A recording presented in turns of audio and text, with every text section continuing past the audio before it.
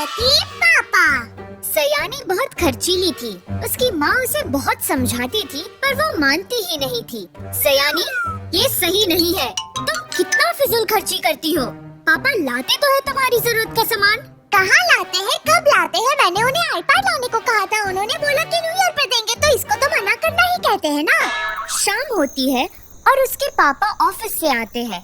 क्योंकि सुंदर ने उसे फोन नहीं दिलाया होता है, इसलिए वो गुस्से में बैठी होती है और उनसे बात भी नहीं करती है। आज बहुत थक गया।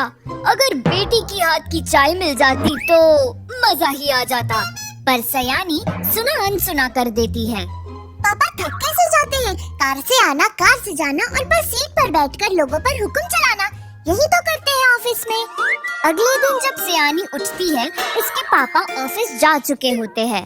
मम्मी, पापा चले गए? हाँ। उन्होंने फोन के लिए कुछ बोला? ओहो सयानी, दिला देंगे जब उन्हें सही लगेगा। सही तो उन्हें कभी नहीं लगेगा। वो ये बड़बड़ करती हुई चली जाती है।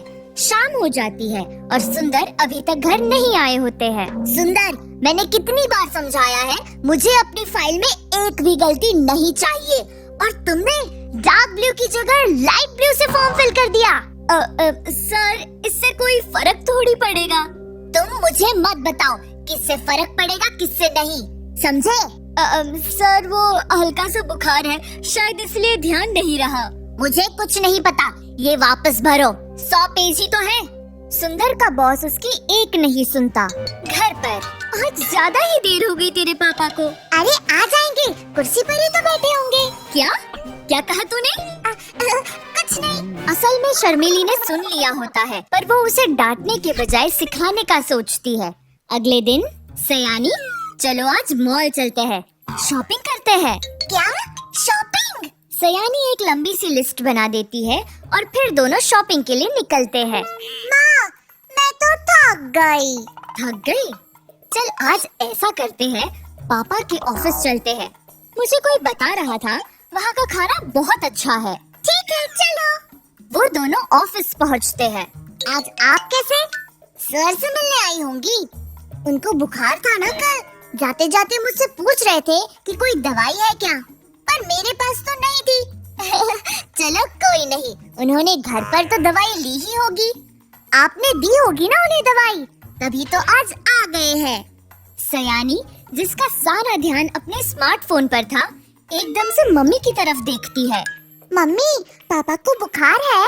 मुझे तो नहीं बताया, काम बहुत होगा ऑफिस में, शायद इसलिए आ गए। ये सुनकर सयानी का मुंह थोड़ा लटक जाता है। उसको पापा की चिंता होने लगती है।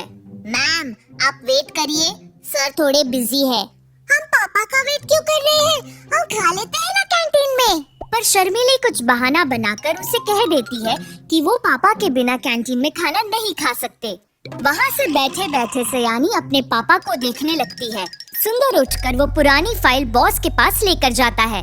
कांच के केबिन से सब दिख रहा होता है कि उसका बॉस उस पर कितना चिल्ला रहा होता है। वो फाइल पटक देता है।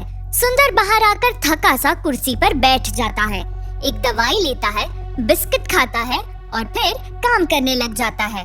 मम्मी, मम्मी, 4 बज रहे हैं, पापा ने खाना खा लिया होगा। नहीं खाया बेटा, तुमने देखा ना, उन्होंने अभी तक टिफिन भी नहीं खोला है। ये सुनकर सयानी को बहुत दुख होता है। 4 से 5, 5 से 6 बज जाते हैं। सुंदर लगातार काम करे जा रहा होता है। शर्मिली की नजर लगातार सयानी पर होती है। वो ये देखना चाह रही होती है कि जिस मकसद से वो उसे उसके पापा के ऑफिस लाई थी, वो पूरा हुआ भी या नहीं। तो चलो ऐसा करते हैं, हम खा लेते हैं। 7 बजने वाले हैं। पापा को छोड़ो, उनकी वजह से हम थोड़ी भूखे बैठेंगे। वो इस तरह से जानबूझकर बोलती है। नहीं मम्मी, मैं पापा के साथ ही खाऊंगी। बीमार होने के बाद भी वो सुबह से कितना काम कर रहे हैं, उन्होंने खाना भी नहीं खाया। पैसा बहुत मेहनत से कमाया जाता है बेटा, पापा सारा दिन बहुत मेहनत करते हैं। शर्मिली एक आखिरी बार सयानी को और चेक करती है। चल तो ऐसा करते हैं, थोड़ी शॉपिंग और कर लेते हैं। वो एक 5000 का पर्स लेना था ना तुझे? नहीं मम्मी, अभी नहीं चाहिए मुझे। अपने पापा को इतनी मेहनत करता देख सयानी को अपनी फिजूल खर्ची का एहसास हो चुका था।